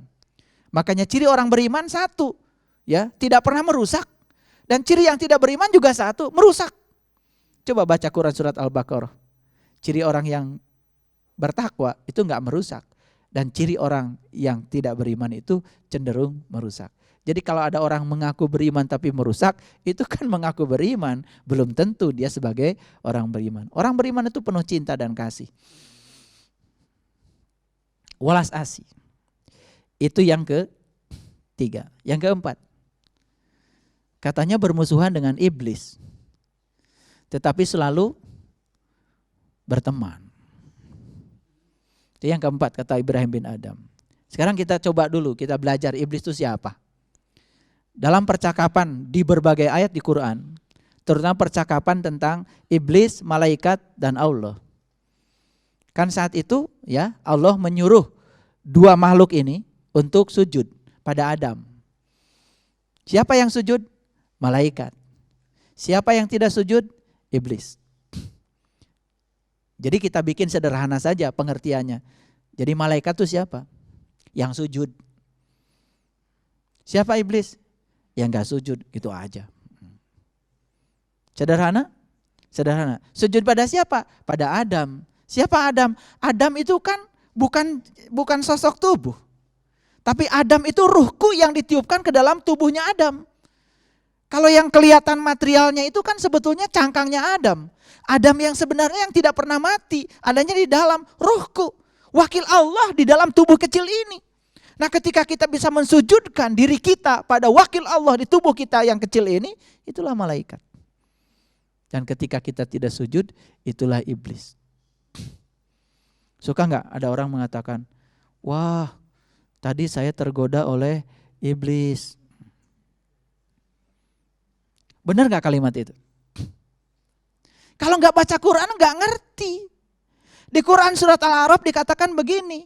Ini Quran surat Al-A'raf. Ya. Berilah tangguh aku ya Allah. Karena aku sudah tersesat, maka aku akan menyesatkan manusia dari jalan Shiratal Mustaqim. Itu bahasa Quran. Ulangi lagi, ini agak berat ini. Karena aku sudah tersesat, maka aku akan menyesatkan manusia dari jalan Shiratal Mustaqim.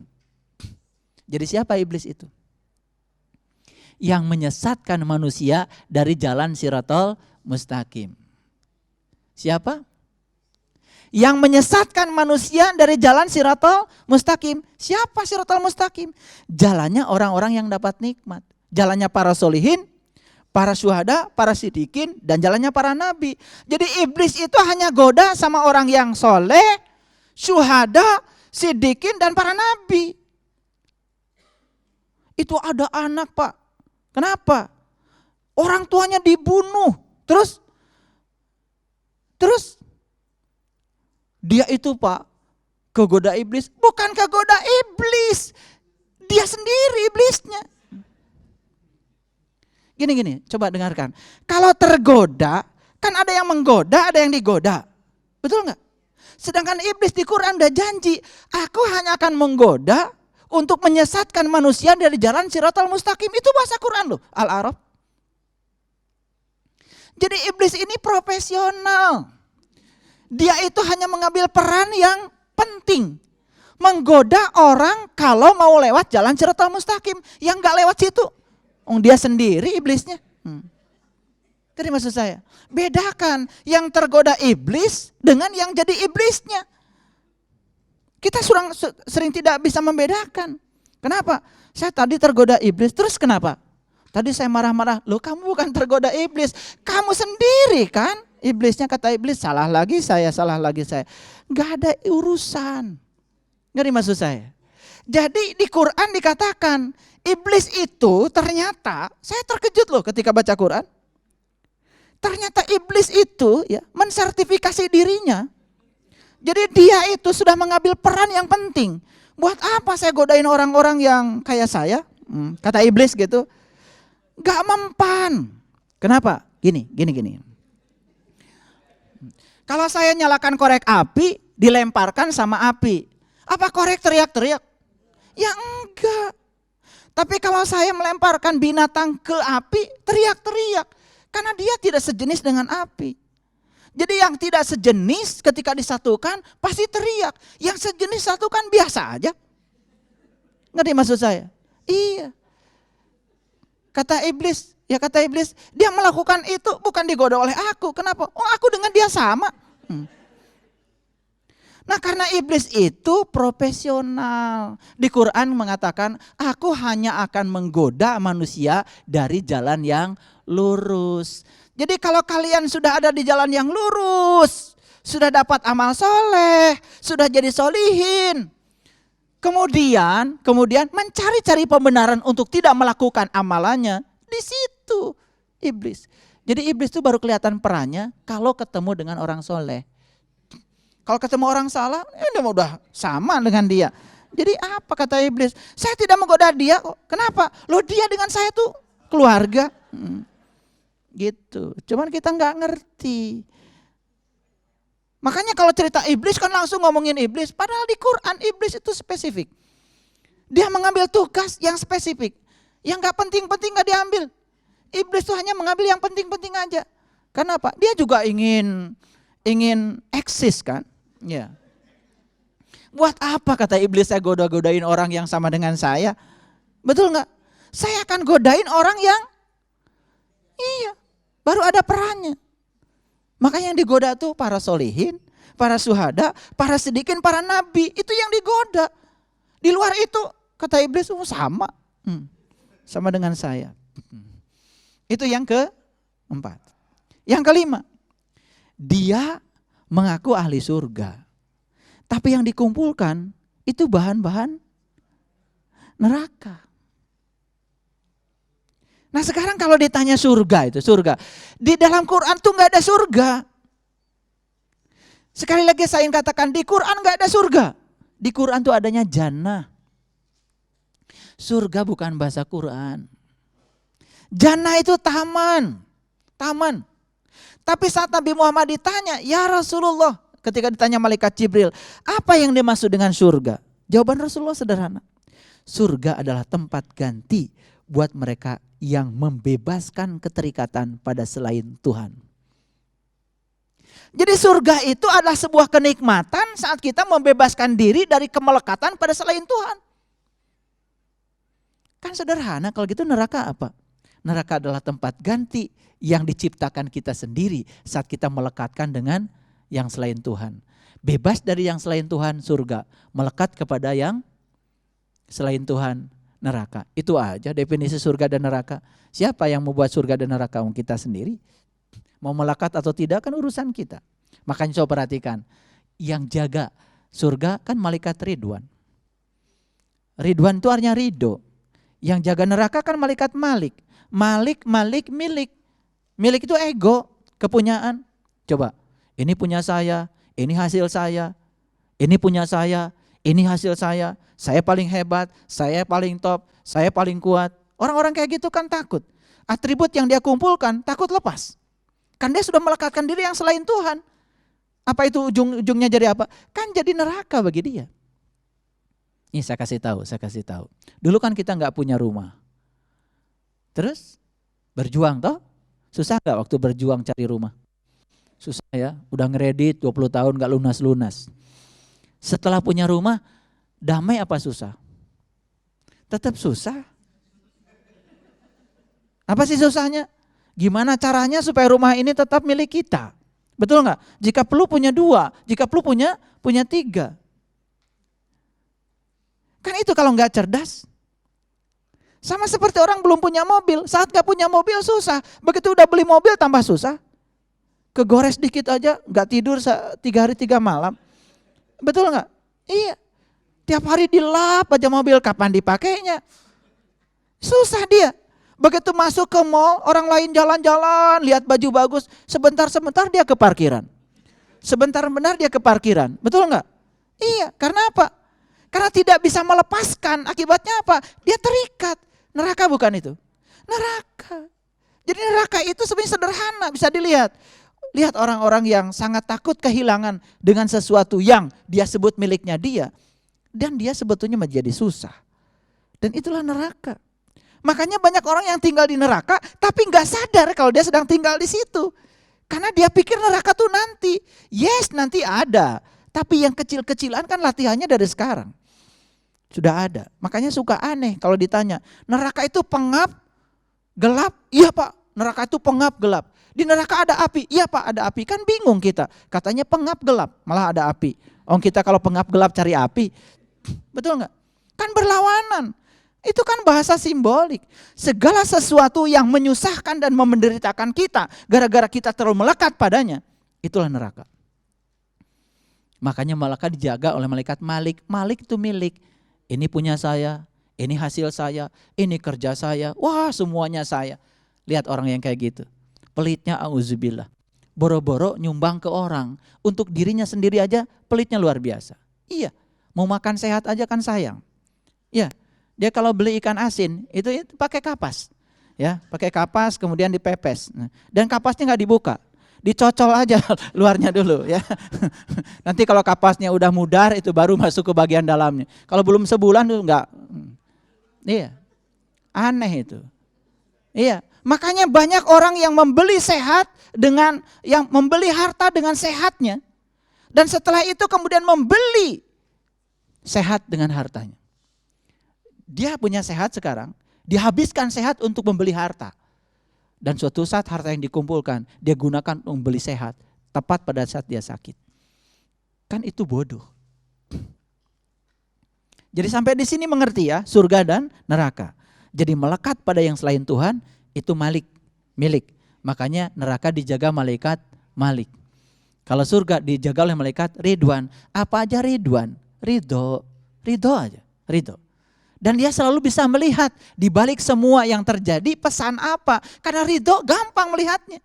Dalam pikiran yang hening dan jernih, segala sesuatu menjadi kelihatan transparan.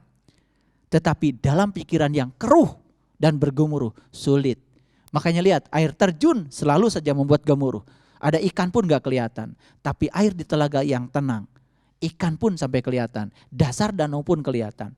Nah, ketika kita masih ewuh pakewuh seperti air terjun, segala sesuatu menjadi tidak kelihatan. Saat kita tenang, damai seperti telaga, semuanya menjadi jernih kelihatan. Disitulah pesan-pesan semesta akan mengalir pada diri kita. Dan banyak yang tidak bisa menangkapnya.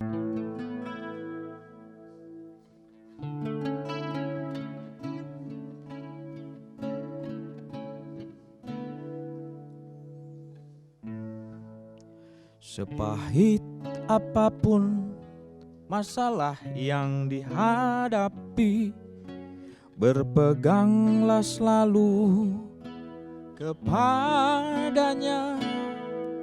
Seperih apapun luka hati yang menganga, eratlah kau genggam tali kasih sayangnya. Air mata yang menetes kan membasuh luka hati. Satu bukti kejujuran untuk selalu dekat dengannya, pancaran cahaya kasihnya. Ada kerinduan jiwa untuk selalu hadir di kalbu, damai menyatu dengannya. Oh, oh, oh, oh,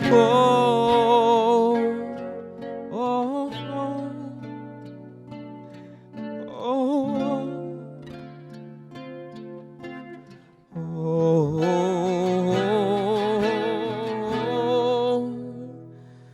air mata yang menetes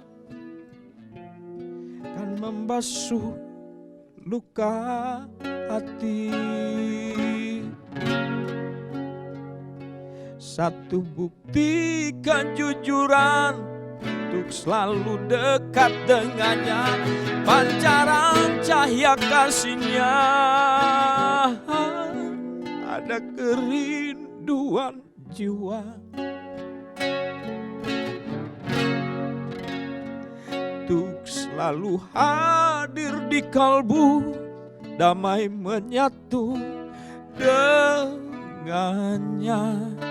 Damai menyatu dengannya, damai menyatu bersama dia, damai menyatu lebur bersama kasihnya. Oh, kasihnya.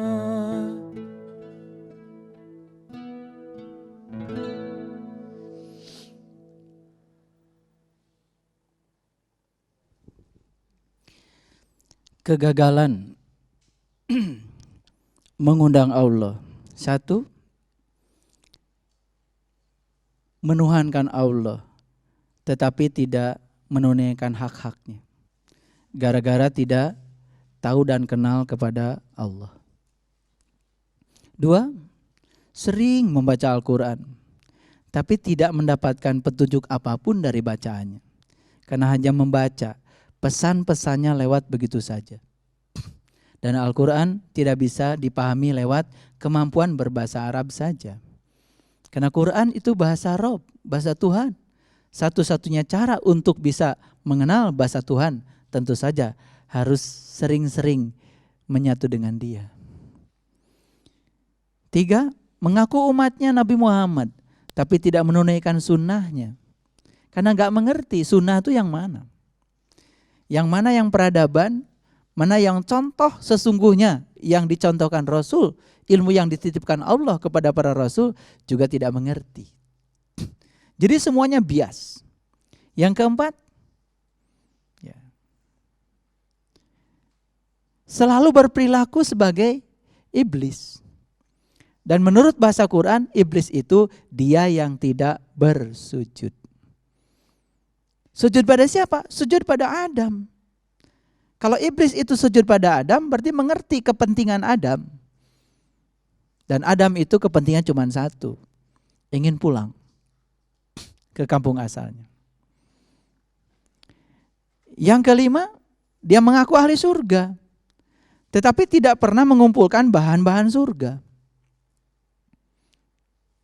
Dia mengaku ahli neraka, dia mengaku bukan ahli neraka, malah dikumpulkan ya bahan-bahan untuk neraka. Dan saya sudah jelaskan, surga itu adalah tempat ganti yang disediakan Tuhan buat mereka yang bebas dari kemelekatan pada yang selain Tuhan. Berarti neraka apa? Neraka adalah melekat pada selain Tuhan. Surga dijaga malaikat Ridwan, neraka dijaga malaikat Malik. Terserah. Sekarang kehidupan kita mau diserahkan pada Ridwan atau pada Malik. Begitu diserahkan pada Malik, ewu pakewu. Kita terus yang mempertahankan sesuatu. Walaupun Allah ingin ngasih yang terbaik, kemudian menarik yang baik, kita tahan. Padahal perubahan itu sesungguhnya apa? Perubahan itu sesungguhnya adalah diambil yang baik untuk diganti yang lebih baik. Saat mau diganti juga kita tidak siap. Karena apa? Disitulah ewuh pakewuh. Kita masih terlalu bergantung pada yang selain daripada Allah itu.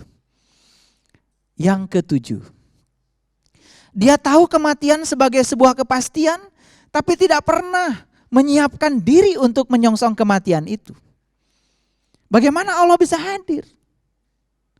Di dalam Quran Allah berfirman, "Falaula idza balagatil hulqum wa antum hina idin tangdurun wa nahnu aqrabu ilai minkum walakin la tubsyirun." Ketika nyawamu sampai di kerongkongan nanti, kamu saat itu harus melihat, kata Allah. Aku lebih dekat padamu, tapi kebanyakan kamu tidak melihat. Membaca ayat itu harusnya menggugah kita. Ya Allah, seandainya nanti aku mati, syakaratul maut sudah di tenggorokanku, aku termasuk yang melihat atau tidak melihat? Jika aku termasuk yang melihat, apa yang harus aku lihat? Kepada siapa aku harus belajar melihat? Dengan mata mana aku melihat? Dan kalau saat itu aku termasuk yang tidak melihat, bagaimana nasibku ya Allah saat perpisahan antara jiwa dan raga ini terjadi? Sang jiwa, ruhku yang kau tiupkan ke dalam diriku, perjalanan selanjutnya kemana? Makanya para leluhur kita di tanah Jawa mengajarkan ilmu mati sakjroning urip. Itu pelajaran Rasulullah, bahasa Arabnya mut anta qabla mut. Belajar mati selagi kamu hidup.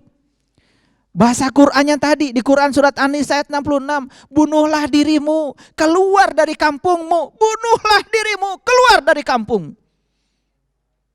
Tapi kata-kata itu kalau tidak dibimbing oleh seorang guru yang ahli, yang mursyid, apa yang akan terjadi? Kita akan salah kaprah. Keluar dari kampung berarti keluar dari kegelapan. Keluar dari cara berpikir yang memenderitakan. Karena semua penderitaan manusia di semesta ini berasal dari cara berpikir yang menderitakan. Disitulah tugasnya agama. Jadi kalau kita sudah beragama, cara berpikir kita masih membuat kehidupan kita menderita, itu ada yang salah kita belajar agama. Jangan-jangan belajar agama cuma kulitnya saja, itu yang disebut dengan penyakit kulit. Makanya masuk ke dalam sedikit, masuk ke dalam sedikit. Ketika masuk ke dalam sedikit, ternyata kita akan menemukan ternyata di tubuh kita ini ada tempat yang sangat indah. Begitu kita menemukan tempat yang indah di sini, di luar tubuh kita tidak ada lagi tempat yang tidak indah karena semuanya menjadi indah. Saat kita menemukan tempat suci dalam tubuh kita, tidak ada lagi di luar tempat yang tidak suci. Semua di luar tempat yang suci karena sudut pandangnya sudah bersih. Bagi orang yang buruk sudut pandangnya, kebaikan orang lain pun tetap saja bagi dia buruk. Bagi orang yang sudah negatif cara berpikirnya, apapun yang dilakukan orang, buruk saja. Makanya buruk sangka itu sesungguhnya kita sedang membunuh diri kita secara perlahan. Dan itu adalah tikus yang ada dalam diri kita yang akan menggerogoti jiwa kita sendiri. Itu yang ketujuh. Yang kedelapan, terlalu banyak nikmat Allah yang diberikan padanya, tapi sedikit sekali dia mensyukuri. Jadi nikmat Allah begitu berlimpah banyak. Dan tolong perhatikan kata-kata nikmat di dalam Al-Quran sesungguhnya juga berbatas. Nikmat itu tidak ada kaitannya dengan urusan-urusan duniawi. Karena nikmat itu hanya berurusan dengan urusan-urusan ruhaniah, urusan-urusan kejiwaan. Banyak sekali fasilitas Allah untuk mengantarkan jiwa kita, tapi jiwa kita tidak pernah naik kelas. Kenapa? Karena tidak melihat itu sebagai sebuah fasilitas. Yang kesembilan, begitu mudah melihat aib orang lain, tetapi tidak cerdas melihat aib dirinya sendiri. Begitu mudah melihat kesalahan orang lain, tapi tidak pandai melihat kesalahannya sendiri. Sering baca kalimat Maliki Yaumiddin setiap sholat. Hanya engkau yang berhak menghukum, hanya engkau yang berhak menilai. Tapi di saat yang bersamaan kita menghukum dan menilai orang, seakan-akan itu hak kita, sepertinya kita yang paling tahu. Makanya ada berita apa saja menjadi viral.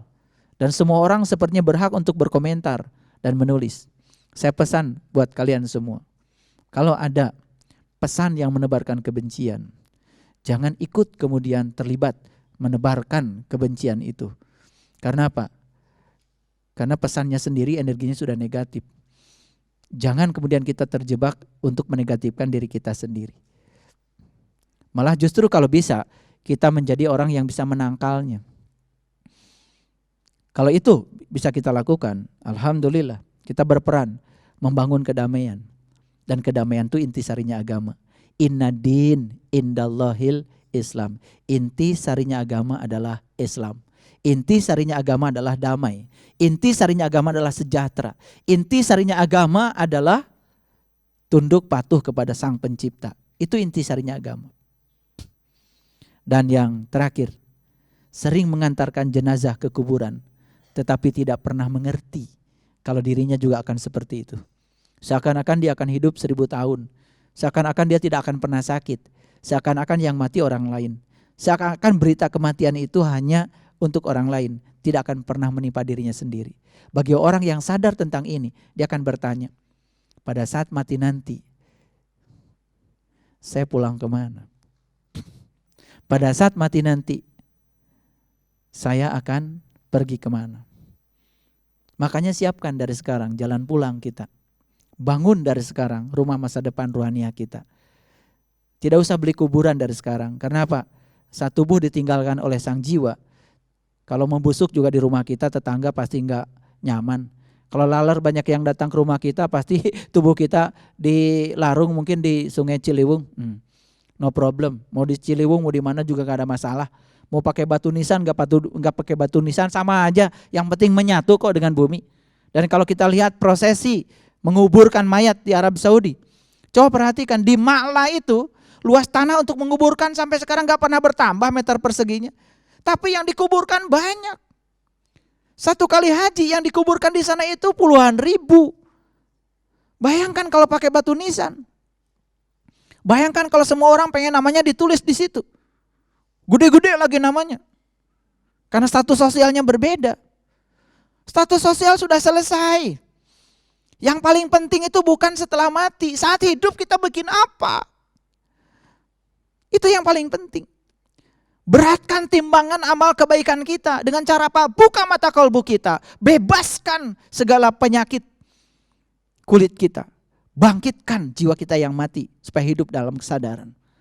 Sehingga semua yang kita lakukan itu akan memberatkan timbangan amal baik kita.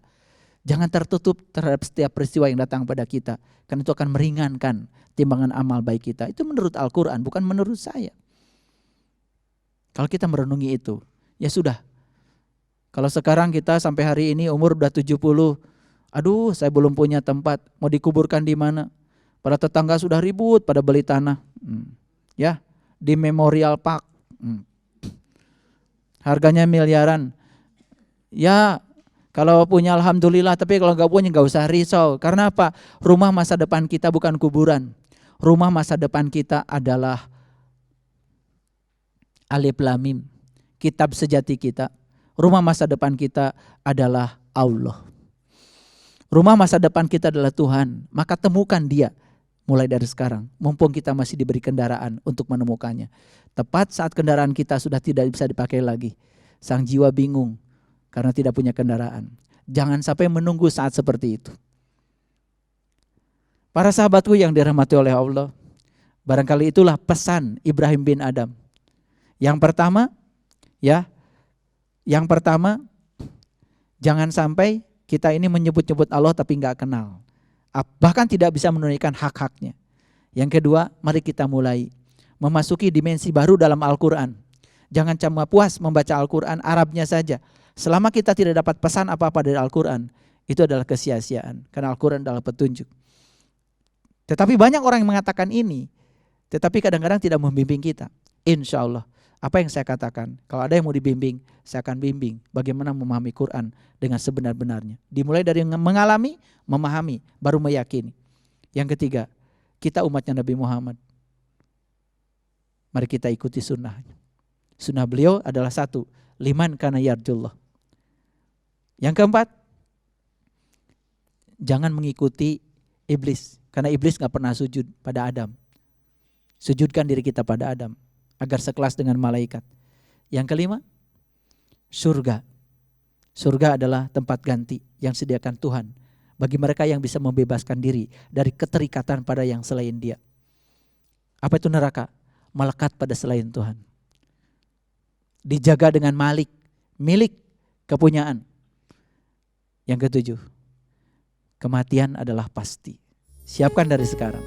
Kedelapan, begitu banyak nikmat dan fasilitas Allah untuk mengantarkan jiwa kita kepada Dia. Mari kita gunakan nikmat itu untuk mengantarkan sang jiwa. Berhenti membicarakan kesalahan orang. Berhenti menilai aib-aib orang. Mari kita sibukkan untuk menilai kesalahan kita sendiri. Suatu saat kalau mengantarkan jenazah ke kuburan, baca pesan apa yang kita bisa ambil darinya. Shadaqallahul adzim. Barakallahu liwalakum. Assalamualaikum warahmatullahi wabarakatuh.